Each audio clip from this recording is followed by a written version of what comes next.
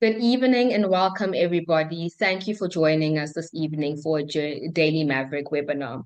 Today's webinar is special to me not only because the topic at hand is very important and touches on issues of accountability and our rights as people live in South Africa, but it's also my first webinar with Daily Maverick.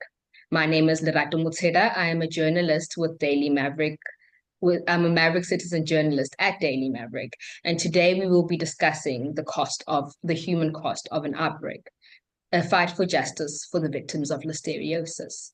Now, to unpack this topic with me will be Thamsanqa Malusi, a senior associate at Richard Spoor Incorporated Attorneys, and one of the legal firms that are responsible for a class action suit against Tiger Brands, and a man that needs no introduction, but I'll introduce her for this webinar. Mark Hayward, no stranger to the Daily Maverick team, renowned journalist, social justice and health activist, and the co-founder of Section 27 and TAC. So today we will be unpacking the listeriosis outbreak that claimed over 218 lives and infected over 1,000 people. The subsequent class action that was instituted against Tiger Brands after evidence linked the outbreak to the facility, and the new information that has emerged from that. So before we go ahead with this discussion, I would like Tammy and Mark Hayward to introduce themselves and tell the audience a little bit about yourselves. Let's start with you, Tammy. Thank you, Lerato. My name is Tammy. I am an attorney with Richard Spoor Incorporated. I am one of the lawyers working on the class action. I've been litigating for the past 7 or so years, particularly focused on, human rights and public interest litigation. So this case falls squarely within the work that I've been interested in, but also particularly the work that the firm has been doing for a number of years now. So, yeah. Thank you, Tammy, and thank you for joining us today. Over to you, Mark. Good evening, Lerato, and good evening to everybody who's joined us. First of all, let me congratulate you on your first Daily Maverick webinar. You're doing great. There's no need to be nervous. This is an important discussion, and I think Tammy and I are both very grateful to you and the Daily Maverick for the role that you're playing in bringing the issues to do with the listeriosis crisis back into the public domain, and hopefully putting pressure on Tiger Brands to do the right thing and to settle this case and to compensate the people that their products caused harm to back in 2017, 2018. My name's Mark Hayward, as you said. I'm basically a health and social justice activist, and I'm passionate about this issue because I've worked for 30 years around health and human rights. And although I'm not a lawyer, I ran a legal project once upon a time, a legal firm, a public interest law firm that did a lot of work, both around corporate accountability for health, concerning pharmaceutical companies and their pricing practices, but also around public responsibility and governmental responsibility to ensure the fulfillment of our constitutional right of everyone to have access to healthcare services. And what's relevant this evening probably is everyone have the right to sufficient food, but sufficient food means sufficient food that is safe, not food that is going to make you sick and kill you. So thank you for having us this evening. Yeah, and that is the issue at hand, isn't it? That a lot of us don't really think about our food being contaminated when we go to the shops and we buy food. And it's something that we shouldn't have to think about. But in 2017 and 2018, that are all changed when the listeriosis outbreak swept through South Africa. As I mentioned earlier, 118 lives were lost. Over 1,000 people were infected. And it's been over 6 years since the NICD first linked the listeriosis outbreak to the Tiger Brands facility, Enterprise Food Facility in Polokwane. But 6 years on, the victims of the outbreak have not been compensated yet, and they're still have not been compensated yet for their suffering. So I think that's a good place for us to jump into our discussion. So it's been 6 years since the headlines were made about listeriosis, and I think a good place is to start in telling the audience what listeriosis is and how this outbreak actually came to be. Tammy, could you elucidate on that a little bit, please? Sure. So Listeria is a bacterial infection that is caused by the Listeria monocytogenes. It is carried through food.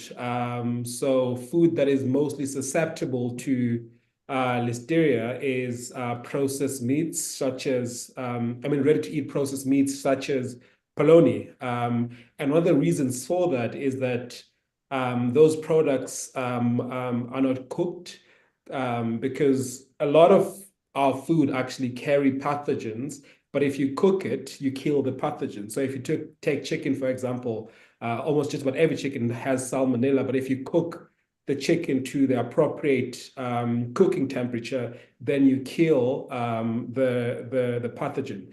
So with Listeria, it's like I said, it is caused by Listeria monocytogenes, and polony specifically, because it is a processed food that is ready to eat, it is susceptible to the bacteria, and it is a carrier of the pathogen. In terms of how exactly the outbreak happened, that is not entirely clear. What we do know is that when the NICD, which is the National Institute for Communicable Diseases, which is responsible for investigating the outbreak, when it went to the tiger factory, one of the things that it noted was that the state of the factory was not kept in a good condition. It was not clean. There was a lot of room for cross-contamination, which is one of the ways in which Listeria can be transferred and pathogens can be transferred. So if you're not keeping the production lines between, say, a different product from the other, it's easy for you to cross-contaminate the food. So that's one of the things that the NICD noted when it visited the Polokwane factory back in March in 2018. It didn't necessarily pin down what was the cause of how exactly the Listeria happened, but we can postulate based on what I've just said. And that is not what they were trying to do in the first place. They were trying to track the source of the outbreak and stop it. And also us, as the lawyers in our case, we don't necessarily have to prove that Tiger Brands is at fault. We merely have to show that the product came from their factory, because the law, specifically the Consumer Protection Act, allows us to pin blame and claim damages on behalf of our clients from Tiger Brands on what's called strict liability, which is a no fault base claim. So the long and short of it is there's no clear indication of how exactly the the products got contaminated, but we know for a fact that they came from the Tiger Brands facility. And I mean, this is more than just an outbreak. There are faces behind the outbreaks. There are lives that are lost. There are people that are still dealing with health issues as a result of contracting listeriosis. And both you, Tammy, and you, Mark, have immersed yourself in these cases. You know their stories. And I just want to find out from you, so we humanize the story. What are some of the cases that stood out to you that highlight the sheer impact and the sheer scale of this outbreak? Are you asking me, Lorato, or? Yes, you, Mark. Okay. Well, as you said in your introduction, there were 218 deaths, recorded deaths attributed to listeriosis. It's quite possible that there were more deaths. And as you also said, there were close to 1,000 infections, recorded infections, quite possibly more, because that depends upon people reporting, it depends upon people being diagnosed, and so on. And what this case has shown is that, many of those people who were infected but didn't die suffered immensely and continue to suffer immensely. The Listeria bacteria is a very nasty bacteria. kills about 30%, I believe, of people who get infected. And it is particularly dangerous to people who have weakened immune systems, which means pregnant women, which means people living with HIV. And as we know, we have many people living with HIV in our country. And in this instance, people with HIV were particularly severely affected by listeriosis. But those are just numbers. As you said, there are human beings with dreams and hopes and aspirations and the ability to feel pain and hurt and stigma behind those numbers. I'll just highlight one. Tommy knows the clients in his case much better than I do, but back in 2018, when I was at Section 27 still, one of the people who contacted us is now the first applicant in this case, a very brave woman called Montla Ngobeni. And Montla contacted me because she had been infected with listeriosis and because her newborn baby was infected with listeriosis in utero, meaning during pregnancy. I've kept in touch with Montla ever since 2018, and I was looking back through the messages she sent me over the years yesterday, and I hear from her 4 or 5 times a year probably, and every time Montla has sent me messages, they've been messages about the pain and suffering and about her fears for her daughter Teto and the surgery that Teto had to go through, because Teto was born with hydrocephalus, which has required brain surgery, which has required her having a shunt to take water off the brain, which has impacted on Teto's development, and which is now contributing to other problems, such as this little 6-year-old girl's ability to control her bowels. And so she's now at school, out of preschool, and with other kids of her age, and she can't control her bowels. And you can imagine, this is a really beautiful, lively, dynamic little girl whose life will be blighted forever by this. And there is absolutely no doubt, as Tami and others will explain and have started to explain, that there is no cause of this other than the fact that her mum, Montla, ate polony that was produced at this factory in Polokwane by Enterprise and by Tiger Brands. And since that, they have endured a lot of pain. It's also cost them a lot of money. Montla and her husband have had to sell their home to pay off medical bills, to pay off, I think, 700,000 Rand in medical bills. So it's a terrible human tragedy. And I don't know everybody's stories, but imagine that story being replicated in one way or another by several hundred people. And imagine the consequences for the families whose mums or dads or brothers or sisters died in 2017 or 2018 as a result of this outbreak. So it is a human tragedy, and it's a human tragedy that requires justice. Mm-hmm. And I mean, go ahead. No, I'll just say, just to add on what Mark is saying specifically on the using Teto as an example, as you rightly pointed out, Lerato, the outbreak affected roughly 1,000 people. And of that, we know that about half were neonates, which at the time of contracting listeriosis, these were children that were younger than 28 years old.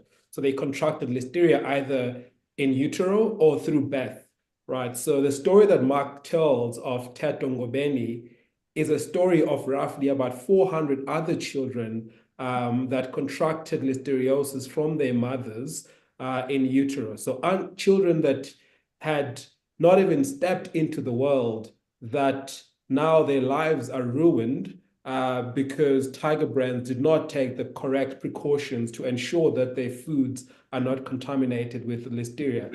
And to make things worse, they now refuse to take accountability and mitigate the risks and make the lives of these children a little bit better as a result of the reckless conduct of their reckless conduct, rather.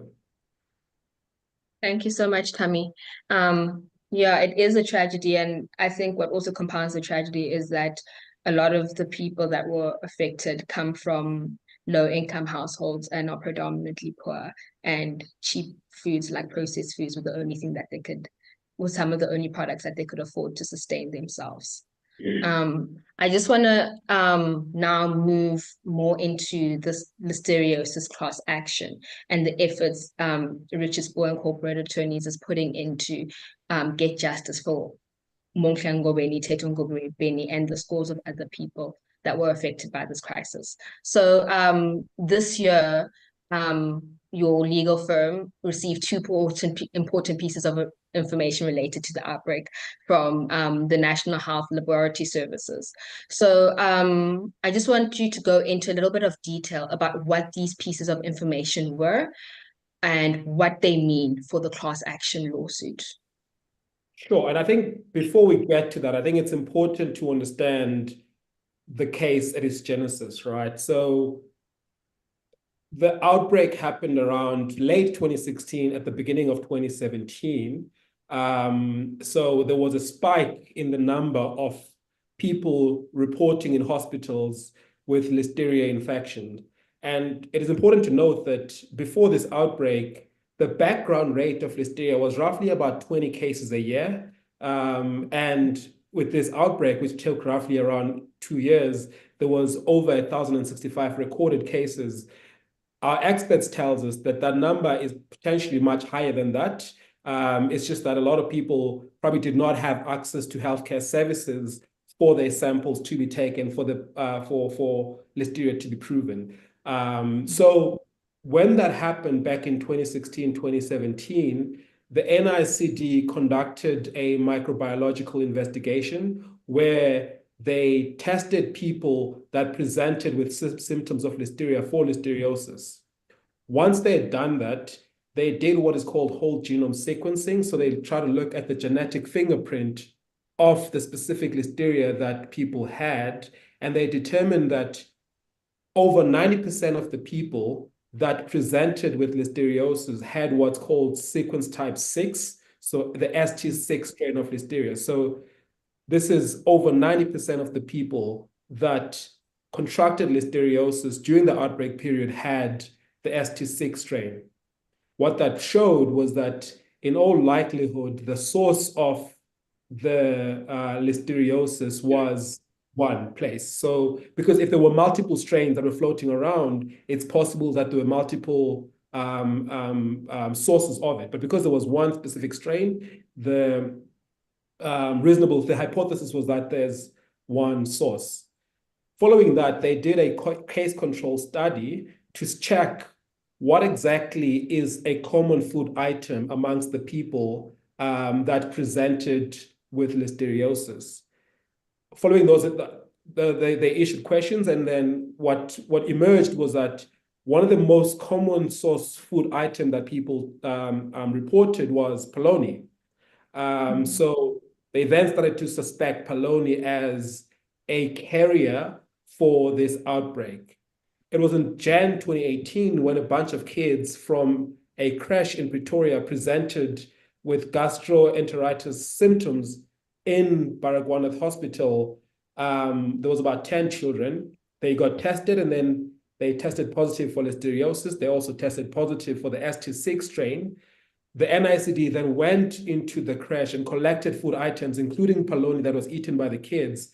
That polony tested positive for listeriosis, and it also tested positive for the ST6 strain. They then checked where exactly that polony came from. It then came out that the polony came from the Enterprise factory that belonged to Tiger Brands in Polokwane. Then in Feb, the NICD went to the factory. It took product samples. It took environmental samples. So by product samples, I meant it took products from the factory. It tested it for listeria. It took samples around the environment in the factory, and it tested it. It found the ST6 strain on the products, on the environment in the Polokwane facility.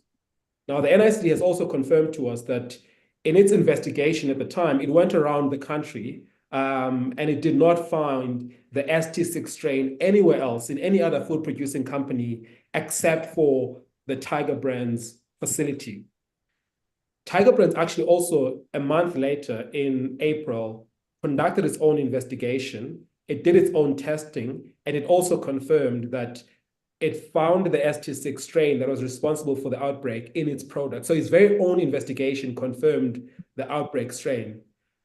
When the NICD forced Tiger Brands to close its factory in March, few weeks later, the outbreak ended, which is further evidence that they were responsible for the outbreak. So the outbreak strain only came from Tiger Brands facility. It did not come from anywhere else. And as soon as they closed the factory, the numbers drastically decreased to a point where the outbreak was declared over in September. I think Mark wants to come in.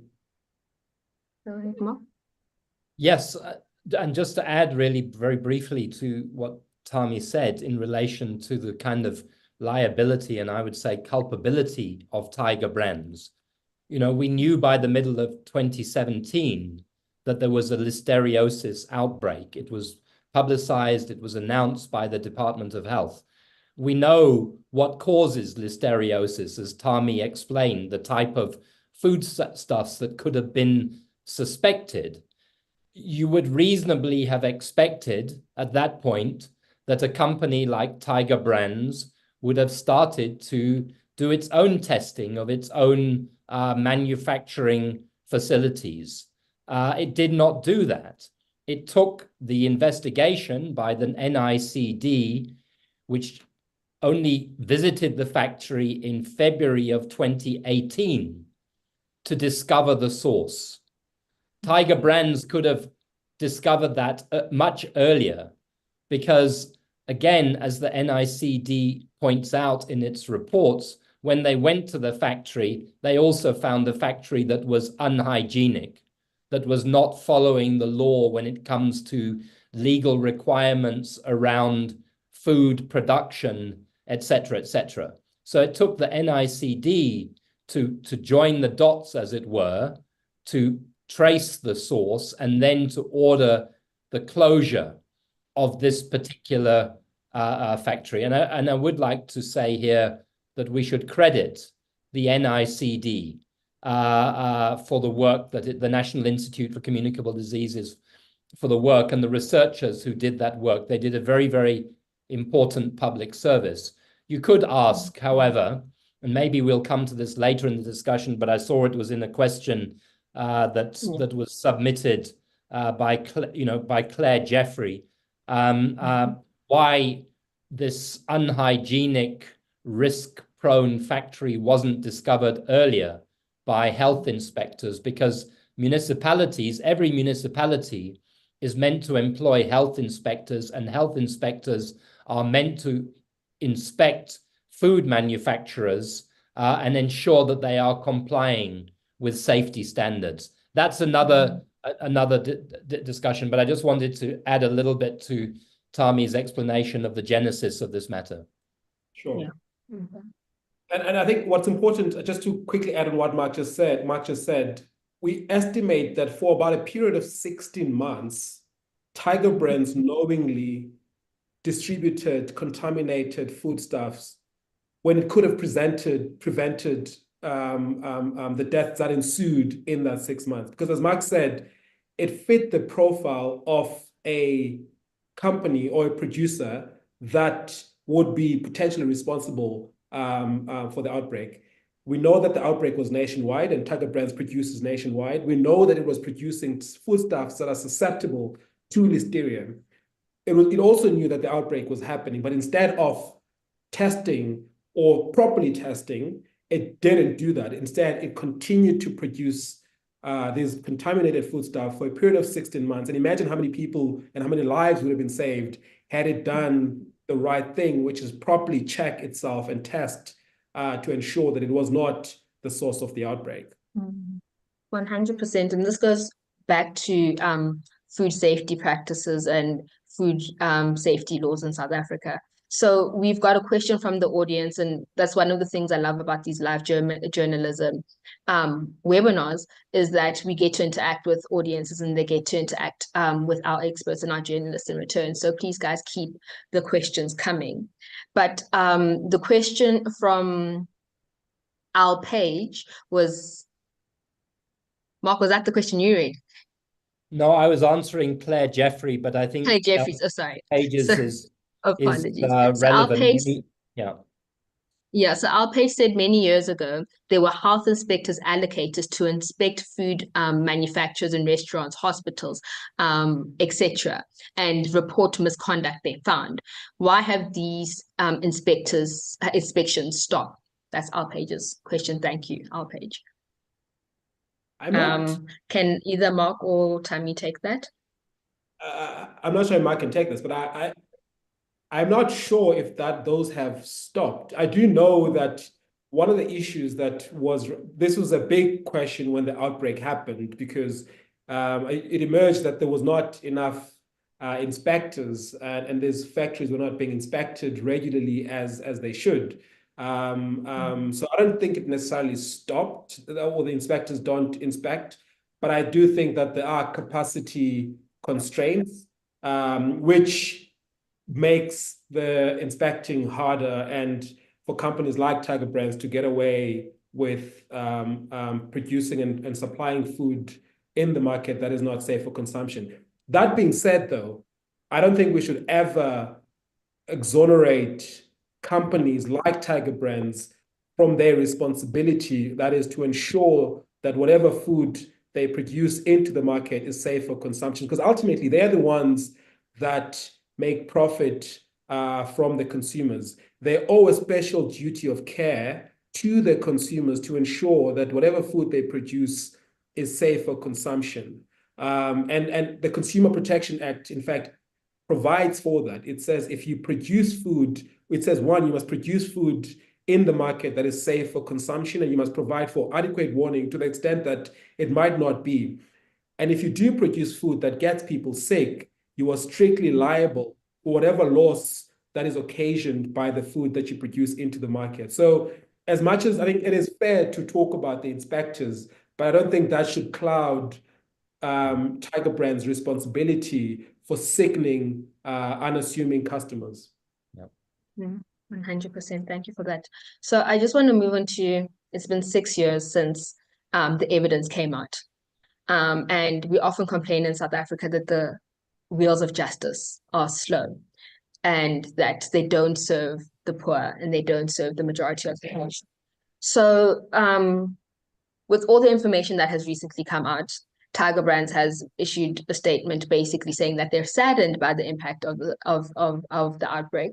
They've also indicated that they're committed to ensuring a speedy resolution to the class action. Now, us as a public, we don't know what's going on behind closed doors, but you being involved in the class action, Tammy, you have an inside look into what's actually going on with the pre-trial preparations and all that. Would you say, from what you have observed, that Tiger Brands is coming to the table and actually committed to ensuring a speedy resolution, as they stated? Yeah, I mean, that's absolute nonsense. I think logic would dictate that if it's taking 6 years for you to resolve a case, right, let alone the fact that this is not even close to being resolved, if it takes 6 years to resolve a case and you're saying that you're committed to resolving it speedily, I think logic would dictate that you're not, right? It should not take that long. Tiger Brands, as I've said, the evidence is solid on Tiger Brands' liability. We didn't touch on the new evidence that has emerged, which further proves Tiger Brands' liability. But park that for now. Back in 2018 already, we had the evidence that I've just presented to you, which proved beyond any doubt that Tiger Brands was liable. Tiger Brands' own investigation proved that the strain was from their factory. They said back in 2018 already that they are committed to resolving any case that can be linked to them. Well, all the cases are linked to them because they're the only ones that produced the contaminated product. They've also said in their court papers that they admit being responsible for some cases, but not all cases. Well, if that's the case, then why are you not resolving and settling the cases that you are saying that you admit to being responsible for? All Tiger Brands has done is say a lot without saying anything, right? Which is a great legal delaying tactic and especially with class actions as well, because class actions are complicated. They're new in South Africa. While it's a mechanism that is great to allow a group of people to bring a case, but it's also open to exploitation for some, like what Tiger Brand is doing here in saying that we are liable to some members of the class, but we're not liable to all the members of the class. It allows them room to pretend as if they're doing something, but without saying that what exactly they're doing, right? Because if they don't specify which members of the class they are liable to, we can't say with certainty what they're liable for, right? So, and that's what. I just want to jump in here because we're running out of a little bit of time and going into the new evidence that came up. Can you go into what the new evidence is and what it means for the class action? Does it irrefutably prove that Tiger Brands is liable? And yeah. Sure. I mean, again, we didn't need that evidence because, like I said, whole genome sequencing proved that the S26 strain came from Tiger Brands. What the new evidence does is it's something called core genome multilocus sequence typing. Essentially, what it does, what the scientists do is they look at the ST6 cases that happened during the outbreak. So from the product, from the environment, and from the clinical samples, which is the patients, they try to compare the differences within those samples to see what's the level of difference within the ST6 strains that exist within the outbreak period. What they found is that there was not more than what they call 4 allele difference between the product, environment, and clinical samples.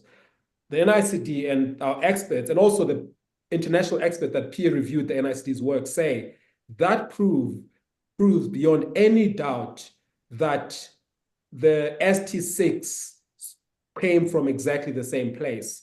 It's almost like saying these are identical twins, essentially. So the food samples, the environmental samples, and the case patient samples, that ST6 was identical, which proves that it came from exactly the same place. So that's the additional evidence that we've received from the NICD. And but I said though, we didn't even need to get that because the case definition was ST6 was a predominant strain that caused the outbreak, and that strain was found in Tiger Brands factory, and that was already established in 2018. I just wanted to go into obviously now that you have all the evidence and the evidence is overwhelming. With this class action, what is Richard Spoor and LHL wanting in terms of compensation for the victims? What would be the best outcome? Well, the best outcome would be for this case to settle tomorrow, right? Because the needs of the victims are urgent. And if you don't have intervention immediately, it only gets worse, right? So the case needs to be resolved. It needs to be resolved as urgently as possible. And settlement is entirely at the hands of Tiger Brands. What we're doing on our side is we're preparing for trial. We're sorting out a few pre-trial issues. Even trial was also delayed by Tiger Brands because back in 2019, when we certified the class action, they issued subpoenas to just about every lab in the country and every food producing company in the country to have them produce their testing results during the outbreak period, which is absurd because our class action was not against anyone else. It was directly linked to Tiger Brands and products that came from Tiger Brands. For them to go around the country to try to see if anyone else produced, to try to get testing results from everyone else was a fishing expedition. So that delayed us for about 3 years and we couldn't move on the main action because that had to be resolved first. So even on the trial front, we've had problems in getting the matter to trial because of Tiger Brands' delays. And I want to say this, Tiger Brands has no defense. They haven't put up a defense. All they've done is to deny, which is what we call a bad denial. They haven't filed expert reports. They haven't done anything that indicates any defense to the issues that we've raised. We've filed our expert reports. We've filed our papers. We're ready to go to trial, more or less. And Tiger Brands does not have an answer to our case. That's why they can only employ delay tactics and drag this matter to the detriment of the victims. And I mean, Mark, you can come in here, or Tammy, you can take this question. I mean, is this, you said class actions are new, and class action lawsuits are new in South Africa, but with cases of this magnitude, are such delays part of, a name of the game in terms of litigating for the human rights of others, or is this an anomaly? Have you known of a class action that has taken this long to resolve? Before you go there, because Tommy is in a better position to answer that question Yeah. than me in some ways, having been involved in big class actions. But I just want to, before we leave this issue of Tiger Brand, Lorato, because I see there's a number of questions that have been asked about I was Tiger gonna get, yeah. as well. But you know, what we know is there's no question about Tiger Brand's responsibility. We know that Tiger Brands is insured for this type of event. We know that Tiger Brands basically passes the buck over to its insurer, who are, and I'm speaking here as an activist, by the way. I have to make it clear that I'm not part of the legal team. So anything that I may say that may offend Tiger Brands or the insurers comes from my own mouth and does not represent Richard Spoor Inc., etc. But the job of insurers is to try to frustrate this in every way possible. And that is what they are doing and have been doing.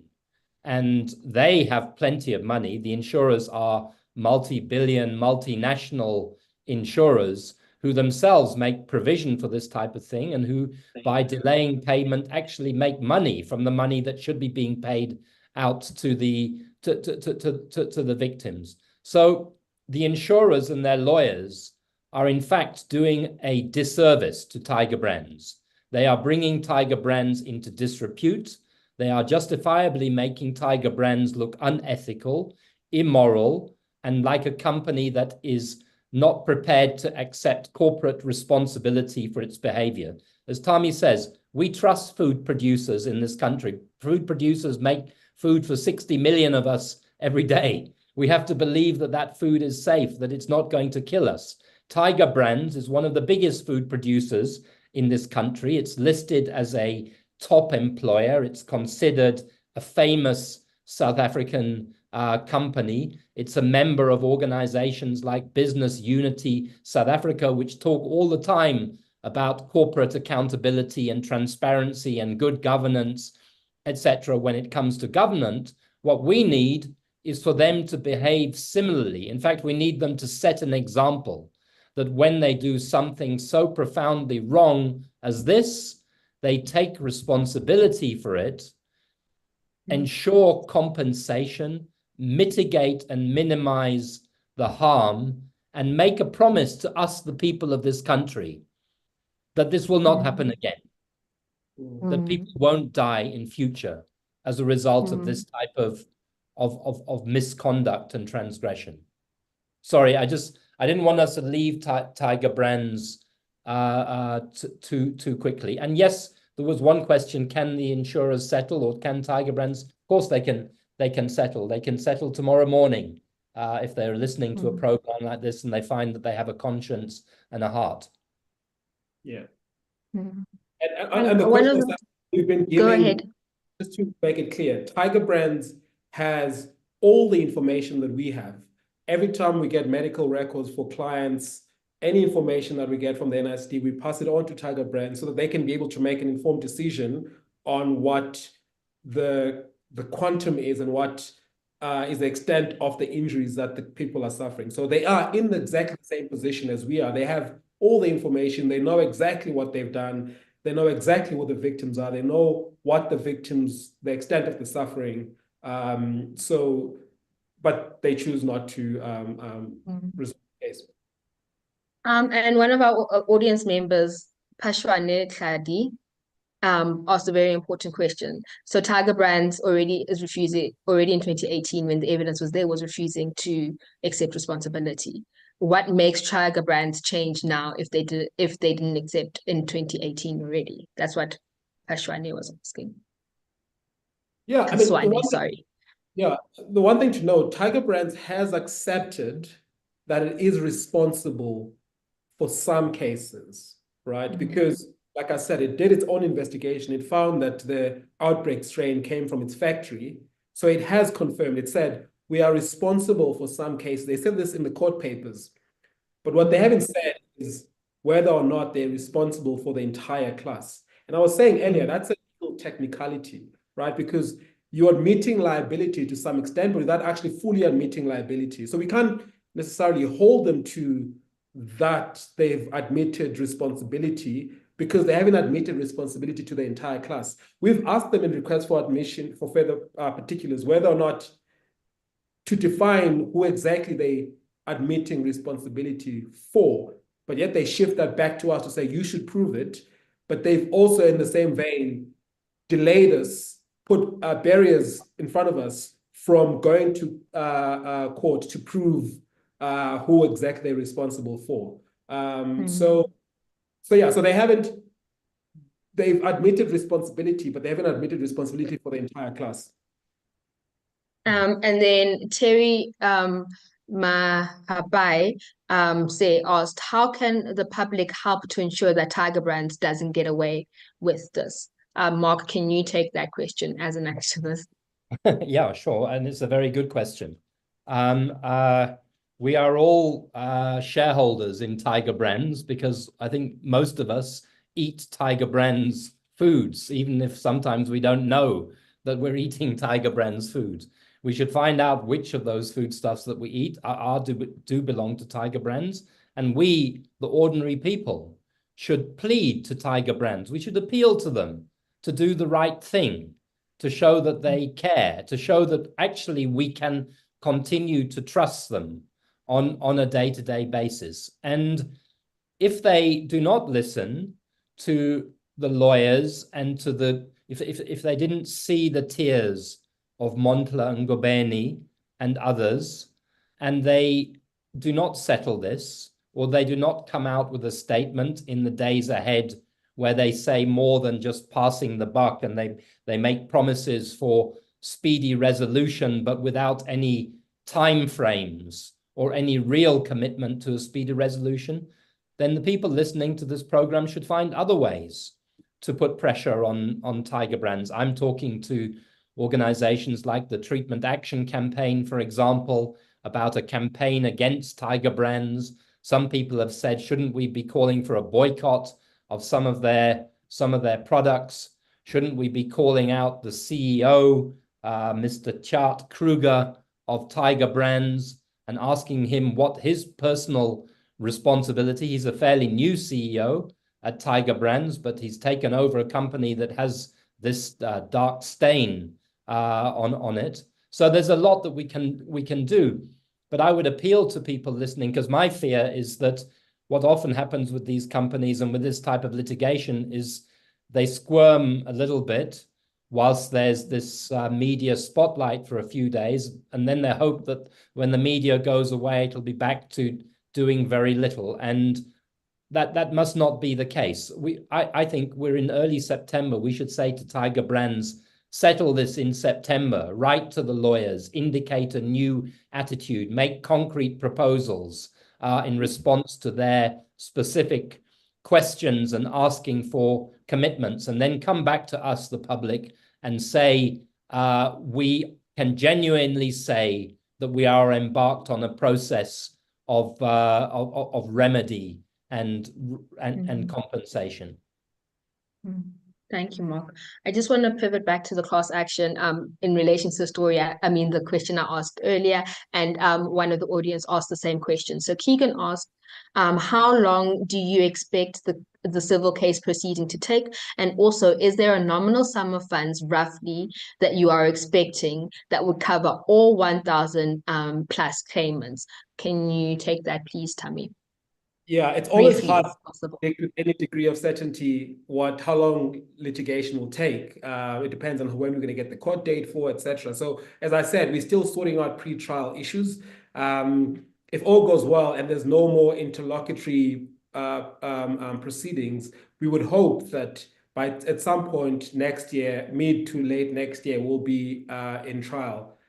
But we don't need to get there because, as I've said, the evidence is overwhelming. There is a moral responsibility on Tiger Brands to intervene and intervene immediately to assist the people that need urgent help. So in terms of what the nominal sum is, the damages are individualized, even though this is a class action. So what the person is entitled to will depend on the loss and damages suffered by that individual person. So a child that was born with listeriosis, that has a VP shunt or that has cerebral palsy, their claim will be much, much higher than, say, an adult that got listeriosis and had diarrhea for 2 days and fully recovered. So the claims will be individualized. We suspect, honestly, it will be anything between 1.5 billion to 2 billion, if not more than that. We haven't fully quantified the damages yet, but that's the range that we suspect it will be as the total sum. Mm-hmm. And thank you, Tammy. Mark, I just want to go back to you here as an activist who has worked in advocacy, who has worked in cases about human rights violations. Why is it important to ensure that there's advocacy around this issue? And what is the role of impact litigation? And why need why does catalyzed action need to come from civil society? Well, because we're talking about people's lives. Because we're talking about, can you hear me? Yeah. You can. I wasn't sure if it's Lorato or me that's I think it's Lorato. Lorato. We're talking about people's lives. We're talking about people's dignity. We're talking about the trust that people necessarily put in food producers. We're talking about the trust that people have to believe that the food system is properly regulated to ensure safety and to prevent harm, particularly harm to those who are most vulnerable, like children or people who have compromised immune systems. And the advantage of litigation like this, I mean, the best thing would be for litigation like this not to have been necessary at all, frankly. It wouldn't have been necessary at all if Tiger Brands had adopted a different attitude in 2019 or 2020, but they didn't. But litigation like this helps to crystallize the questions. It helps us to gather and put the evidence out into the public domain so that the public can understand an issue that affects all of us in one way or another. And at the end of the day, hopefully litigation like this gets us justice. What I can tell you, Lorato, is that if it wasn't for Tami and Richard Sporing and the other members of the team who are working on this, there wouldn't be justice in this. None of the claimants would get any compensation, and this matter would have been brushed under the carpet, and people would have suffered without any recompense. At least in this instance, there is hope that there may be justice at some point. But more importantly, the last thing I'd say about public impact litigation is that hopefully it sets precedents and hopefully it makes us all much more aware of issues such as corporate responsibilities, the dangers that may lie in an environment, how an environment should be regulated, etc. And I think this is what this is doing. There was a question asked about food safety in general.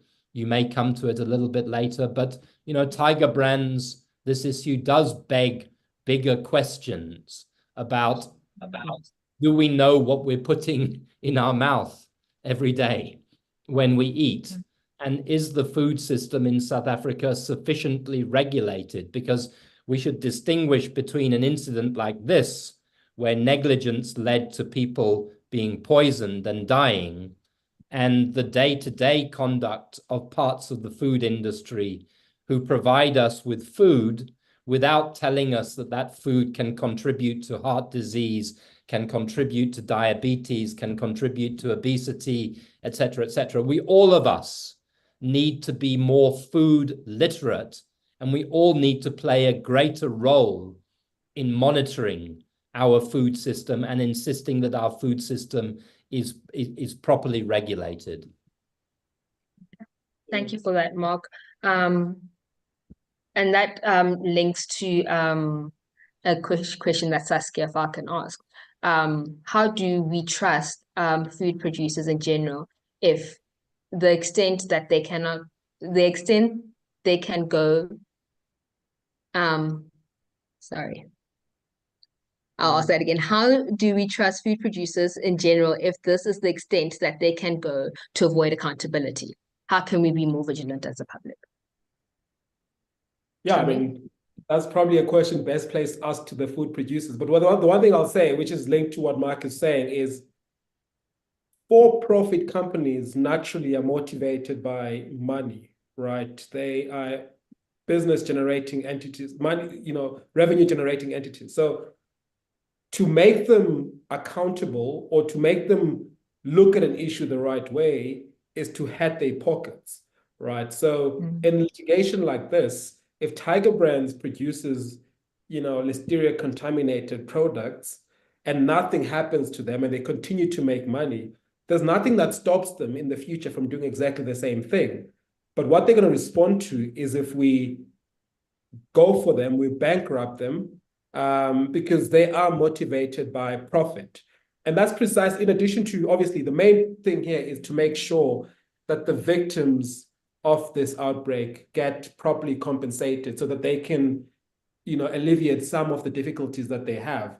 But also to that is, if we take money from Tiger Brands, it will make them think twice in the future before they get people sick, because they respond to profits and money. If you take their money away from doing something bad, they will think twice before they do that bad thing again. So that's why this is important, because it's not important to compensate the victims, but it's also important as deterrent or a deterring factor for the companies themselves to check themselves before they act in this way.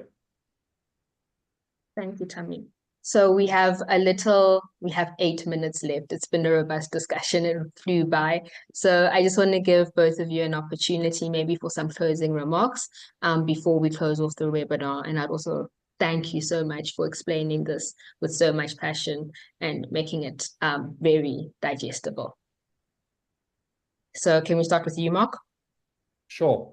Well, again, thank you for hosting this webinar, and thank you for the people who've joined for this discussion and participated in the discussion. I think I would just like to say in closing, again, to re-emphasize that this issue of food safety, proper understanding in the public about food and risks of food is an emerging issue in South Africa and indeed in the world. Many years ago, people started to alert us to the dangers of tobacco and of alcohol and the need to do more to regulate and control those companies. We're becoming more and more aware now of the dangers of certain ultra-processed foodstuffs. And there are steps underway in this country by the government which need to be speeded up.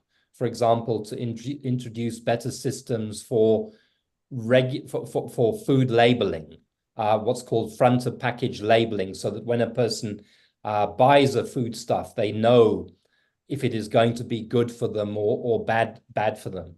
We also have to do more to control unethical marketing of foodstuffs. So very often, foods of very poor quality that are cheap and high in energy and carbohydrates or whatever are marketed particularly at poor people, which then contributes to disease. So there's a whole bunch of issues here that this has begun to open up. It also opens up the issue which a number of people watching have been raised, which is, are we monitoring food production carefully enough? And the bottom line there, and I accept what Tami says, he's absolutely right. The first responsibility is on the food companies. But I think, having said that, there are not enough environmental health inspectors. They are accountable to municipalities, which we know are in crisis across the country, and they do not have the budget and the resources that are needed to be able to do their job safely. So as the public, particularly the poorer parts of our public, are in danger of repeats of this listeriosis outbreak. It may not be listeriosis next time, but it could be something else that also causes harm and death. And the last thing that I'd like to say is to Tiger Brands itself. I would appeal to Tiger Brands to admit liability, to instruct its lawyers and the lawyers of the insurers to stop technical delays and legal technicalities, to settle this matter, to apologize to the people who were harmed, people who lost family members and people who are still suffering as a result of this, and to commit itself to the highest possible standard of safety in food production. If Tiger Brands could do that, then perhaps ultimately some good could come out of something which has been a terrible and ongoing human tragedy. Thank you. Thank you, Mark. And you very quickly, Tammy, can you please give me your closing remarks? Sure. I mean, I was involved in this litigation from the beginning, and I remember some of the first interviews I gave when they asked me how long do I think this will take, and I said I think 2-3 years max, on the strength of the evidence that we had back then. It is absolutely egregious that we're still here 6 years down, particularly when regard is had to the profile of the victims of this outbreak. As we've said, children, the elderly, HIV positive people, the immunocompromised, the poor. It simply is unacceptable that Tiger Brands continues to play and put up legal technicalities instead of settling this case when regard is had also to the evidence that exists. So, we thought that's why we decided to do this this campaign, because we thought we're no longer in the realm of the legalese anymore. We're in the realm of what is morally the right thing to do. We thought it right to shame Tiger. Our clients also thought it right that we should shame Tiger Brands for their appalling conduct in how they've managed this litigation. So we hope that through this and platforms like this, they will be able to, they will introspect and do the right thing. Thank you so much, Mark. Thank you so much, Tammy, for joining me today and having this important discussion with us. I would also like to thank the audience at home for your robust discussion in the chat and your questions. And I would like to give a special thank you to our Maverick Insiders. Without you guys, Daily Maverick would not be able to do the type of journalism that we do and that holds truth, accountability to account. Thank you so much, guys. Stumbled a little bit at the end there, but yeah, it was a really nice discussion, and hopefully going forward we will see some progress in terms of the class action. Thank you. Thanks. Good night, everybody. Good night, everybody.